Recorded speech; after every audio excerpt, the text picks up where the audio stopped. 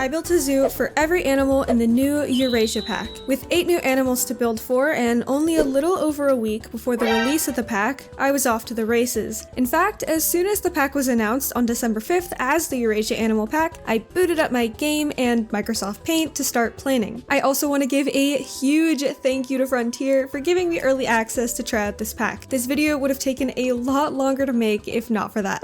I started my zoo the way most people would begin, with an entrance. This entrance was based off of a beautiful building in Kazakhstan. I believe it's some sort of fabric business, which set the tone for the zoo. It's not a particularly grand entrance, but I like it that way. I did my best to replicate the facade of my reference photo and add all of the little details and layers which make the original building special. Like in my Oceania Zoo video, I also refrained from using mods, of course, with an exception for the Steve Irwin for scale prop. Steve makes the zoo building process far less lonely. Almost all of the buildings I made for the zoo took hours to create. The styles I tried to replicate have so many intricate details, and I swear I spent half the time scrolling through the catalog looking for the perfect pieces to use. It may not be completely accurate to the reference photos, but as always, I don't try and go for realism in these projects. I always just make something that looks good and that I enjoy building. Now, while the entrance here is nice and pretty, I think it's time to move on to what you all are really watching for, the animals. I had a basic layout in mind, so my plan was to start out nice and easy with the swan habitat. They are a perfect entrance animal as you can put them in a really decorative and lush space and have a nice water feature to go with it. Now that I'm editing this video, I can't believe that I didn't make this a walkthrough exhibit with swan paddle boats. Major missed opportunity. I think I'm just gonna have to delete this zoo and start over. Oh,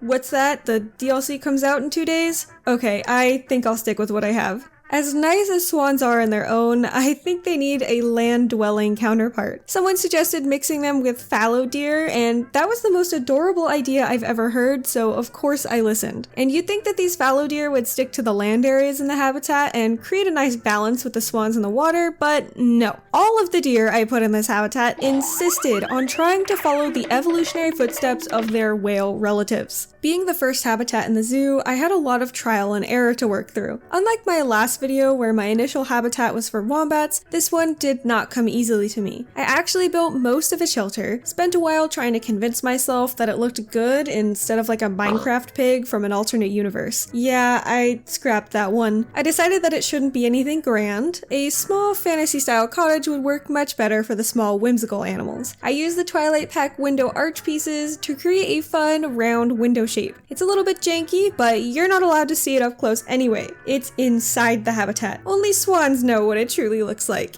I then proceeded to hide all of my mistakes with a mossy roof and lots of shrubs. I also went a little crazy with the faux rocks, like, why did I put that many in? But it's okay, I think it looks pretty good with all of the plants. I also built this rustic fence blueprint. It's only 3 logs and 1 plaster piece, but I think it's great as a custom fence, and I use it all over the zoo. And with a little decorating of the outskirts of the habitat, I had officially crossed my first animal off the list. Can I just say that the swan looks fantastic? I know I'm not the only one out there who's excited to have waterfowl in the game. Oh, and don't mind all of the deer swimming in the cinematics. I could not get them to stop. They are one with the swans now.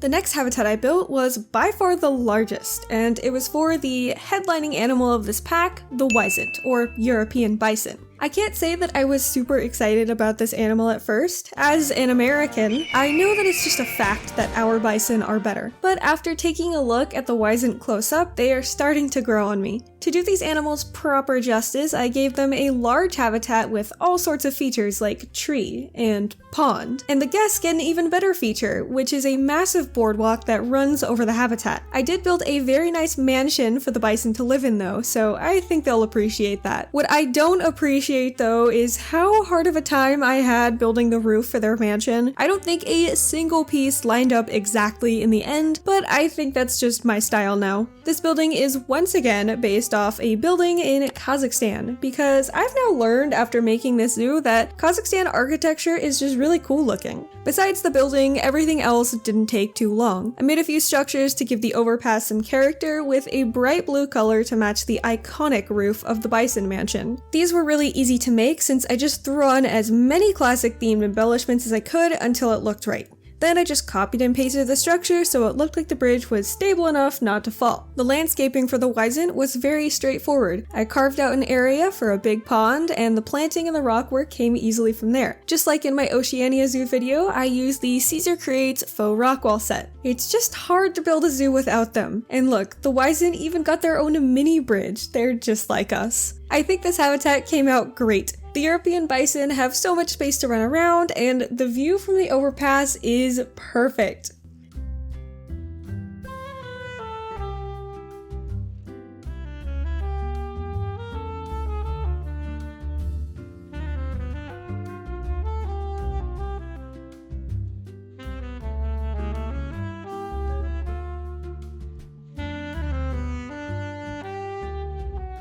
Now for an animal I think we are all familiar with, the wild boar. Though they are native to Eurasia, that's why they're in the pack, they are invasive in many other areas around the world, including my home state of California. We get them all over the place near my house, and when I go hiking, it's pretty easy to find evidence of their presence. It can be a bit scary going deeper into the woods around here, because those boars get nasty, and they will try and attack you. I'm sure many of you know what I'm talking about. Not me though, I'm just built different. I had a fun idea on how to incorporate these beasts into our zoo. I decided to give them a little farm to ravage for their habitat. I made them a cute little wooden barn with a red roof based on a reference image. I really enjoyed adding the covered porch and the little wooden details so it stood out from being just a box. I also gave them that classic white livestock fence to create a fake garden area. I used that same fence to line the guest viewing platform because I wanted it to be nice and immersive. I even did this fun thing where I made it look like a dead tree fell on part of the fence just to spice things up. Then it was time to add the best part, the crops. I used some dry grass to act like wheat and just spam those rows in going across the empty part of the habitat. Yes, the boar would eat this in real life, but this isn't real life. There's a tractor in there too, but I didn't build it because I don't have that kind of crazy skill. Links to all the blueprints I used will be in the description.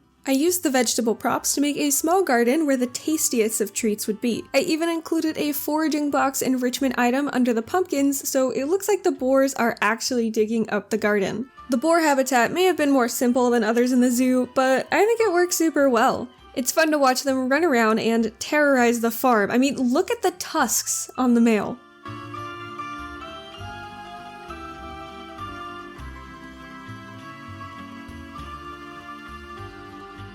This next animal is one that I know you all are very excited for, the sloth bear. And I think it absolutely lives up to all the hype. But before I show you the building process, I have a very special announcement to make. Introducing the official Animals by Onyx Etsy shop. Do you like animals? Do you like stickers? Then this is the shop for you. All of the animal sticker designs are drawn by me, so if any of you out there want to support the channel, this is a great way to do so. My favorite sticker on here so far is the holographic red-eyed tree frog. Seeing this bad boy shine in the sun is absolutely magical. Please, hear this review from a satisfied customer.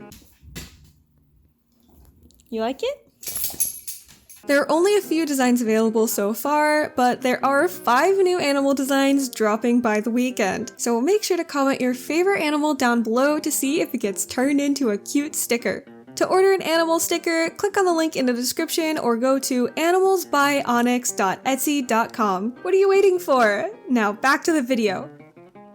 Building the sloth bear habitat was incredibly fun. It was also time for a slight change in architectural style and climate. Since sloth bears reside in India, to get my inspiration, I went to Google Maps, chose a random town in rural India, dropped the marker, and on the first try, I got something that I wanted to build. It was this cool 2-story building with plastered over brick and a nice balcony up top, absolutely covered in ivy. It wasn't too hard to build at all. As always, I used plaster pieces and embellished the shape to oblivion. oblivion. I had fun adding the decals as well, trying to match the exposed brick on the original reference building. I used a mix of the classical set and flexicolor parts of the India set to get the detail on the upper story. This is another day of me begging that the whole India set be flexicolor. I would have loved to use more of it in this habitat, but the color just didn't match the vibe of the structure I built. Once I got the main part of the building done, it was time to dump as much ivy on the left half of the building as humanly possible. The ivy in this game is not as clumpy as I'd like. It's mostly flat and pretty small, kind of like me, so I decided that I was going to give the ivy a BBL with some bramble bushes, and just look at that volume.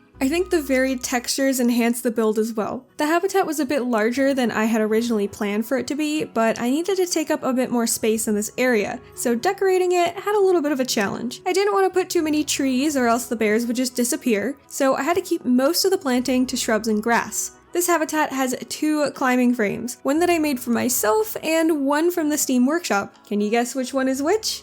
Yeah, me neither.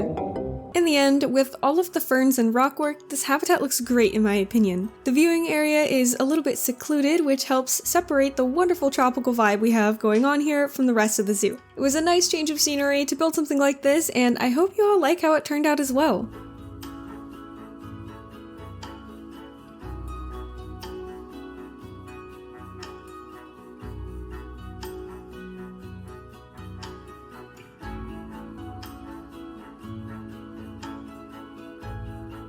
Moving on to another one of the fan favorites of the Eurasia Pack, the takin. I love these guys, so I was excited to build them a habitat, and I knew exactly what to do. These big old goats needed their very own mountain to scale. Much of the work on this exhibit was just terraforming the mountain, getting it to the right shape, and keeping it at a height that looks good from the viewing area. Their shelter was pretty simple, just a nice wooden barn with some bright orange trim. I didn't want to make anything grand since I wanted the mountain to look bigger by comparison. This building was just going to be in the background. As simple as it is, the details I added are pretty nice and complement the takin well. I'm sure they appreciate their home. Doing rock work on big terrain structures like these is a major challenge for me. I mix the natural tundra rocks as well as the faux rocks from the aquatic pack to try and get that rugged mountain vibe. I probably should have used another blueprint from the workshop for the rock set, but I really wanted to make something myself. Practice makes perfect. Though my rock work was far from perfect, I'm proud of the mountain that I made in the end. Hopefully the takins can't escape from this. I really did try and remove opportunities for them to jump on the back rock wall, but if they are somehow able to, they deserve their freedom. Once again, I didn't want to go too crazy with the trees in the habitat, not because takins are notorious tree climbers, but because I didn't want to block the view of the mountain I had just spent an hour building. I did try and give it some sense of scale to the mountain by changing the density of the foliage higher up to reveal the snow at the peak. I did go absolutely ham with the trees behind the habitat though to frame everything nicely. And we can't forget about the icy river I made in the ditch which separates the guests from the animals. I don't know how you guys feel about the ice rocks and the ice set in general from the Arctic pack, but I like it. If the ice set has a wooden fan, it's me. If it has no fans, that means I am dead. So if you all don't like the ice set, well, you probably won't like the rest of the zoo. Although it's a bit janky, I'm super happy with my work here. Seeing the takins climb to the very top of the mountain is a great view, and the slight mist from the ice river and the highest point, they're very magical.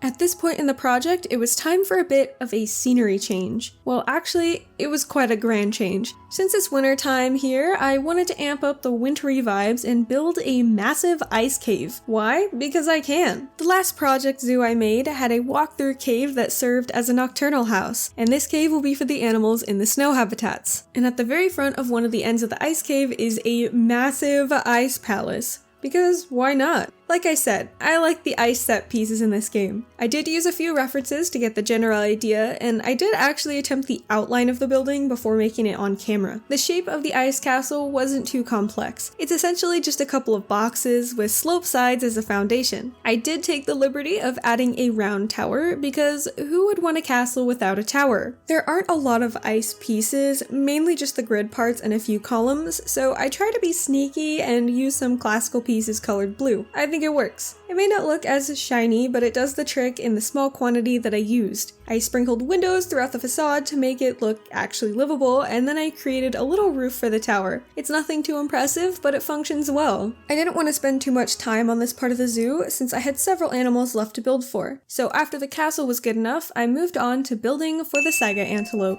Many of the pictures of saiga I saw on Google show them in a snowy plains area, so that is what I decided to create. I know that some people were disappointed in the saiga as a pick for the Eurasia DLC, but I'm actually quite excited for it. I'm a really big fan of critters that look silly, and boy does the saiga fit the bill. Their nose even jiggles when they walk, and that's just what I call perfection. Even though they are not common in captivity, I don't care about that stuff. I just like creating my fantasy zoos. Though the guests would be stuck in the ice cave, I didn't want the animals to be entirely indoors. Building something entirely indoors at this scale just did not fit my vision or my time frame. Plus, the natural light looks far better in my opinion. So the plan was for the saiga to be visible from a viewing platform inside the cave. As I did with many habitats, I used the Caesar Creates Rockwall blueprints. Link in the description. The color here is different from the tundra rocks, which I definitely needed a break from at this point. The overall habitat doesn't have a lot going on since it's supposed to be more of a grassland, so I had to do something to make it a little bit more interesting. This was the perfect opportunity to add an iconic snowy building, a yurt. Circular buildings are the absolute bane of my existence in this game, but I don't think that the zoo would be complete without a yurt. I used some fabric pieces from the Arctic pack and slowly built it up and tore it down as I added more details, making sure everything fit along the way. Eventually, I got the look that I was aiming for and put the roof on. It does overlap a little bit, but I don't think it looks bad. Not at all, actually. I'm proud of my little yurt, and it serves as the perfect little shelter for the saiga. They're always sleeping in there, and it is just the cutest thing. After the yurt was done, it was time to add in hundreds of dead bushes and grass pieces to get the plains look. It was very easy to do, just time consuming, so I'm not gonna make you watch me place everything. I quickly made the indoor area for the guests, which had a nice rounded glass roof to let lots of light in. We gotta have that ice sparkly at all times. Here's how the full habitat turned out. As understated as it is one of my favorites just because of its effective simplicity.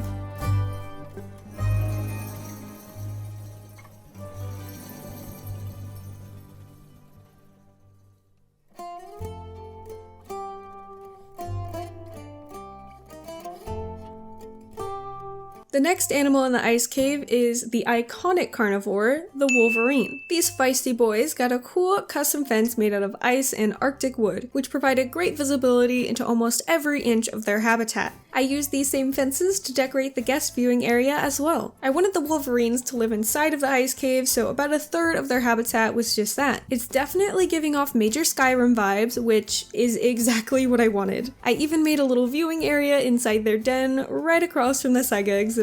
It may look rather cold in there, but our wolverines have plenty of fur, so they should be fine. The rest of their habitat is a sunny, snow-packed yard with a couple of trees to climb on. I couldn't put any taller trees inside or the wolverines would escape and probably maul the guests. I don't have any insurance, so I won't be risking it today. They got lots and lots of rocks and a few flowers. I love doing smaller habitats like this because I can really cram a lot of detail into the area, whereas with the larger ones, I don't have the time or energy to put 100 pieces per square foot of habitat. There isn't a lot more to say about this habitat, so enjoy the super adorable little beasts and their cozy exhibit.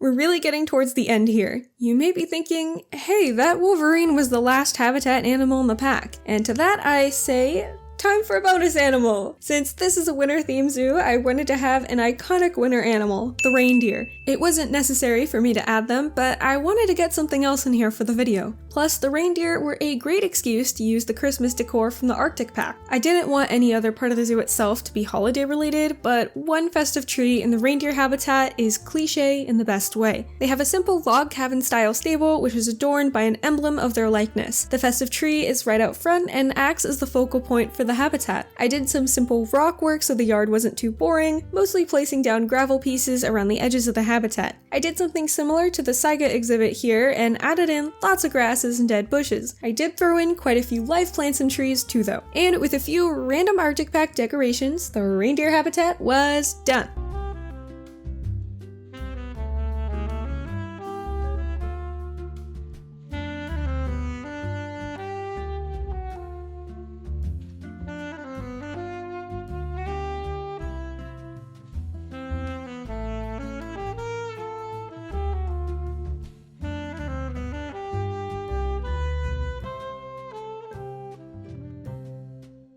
Before we get to our very last animal, I do have one thing that I don't think any of you are expecting. You see, on my Oceania Zoo video, I got a lot of people complaining about my kiwi exhibit, saying, "Kiwi don't live in caves, you aren't giving the kiwi a proper habitat," and so on. So I decided to make things right and move the kiwis to our ice cave here in the Eurasia Zoo. They get their very own special habitat right here on their own. I hope this clears things up for the complainers. And last but certainly not least, we have an exhibit box for our Hermann's tortoise. I definitely wasn't expecting a Hermann's tortoise in this pack, but it's a really cute pick. These guys are super duper tiny, so it works perfectly for them. My build for them is actually 3 exhibit boxes put together, so you can just go ahead and pretend that they are in one big habitat and all of these little tortoises can roam around in it together. The building is just a simple little frame with a bright yellow that matches the color of the entrance building. It sits right near the ice cave, so it's along the main path. It may not be a spectacular build, but it was a relaxing way for me to finish off this zoo.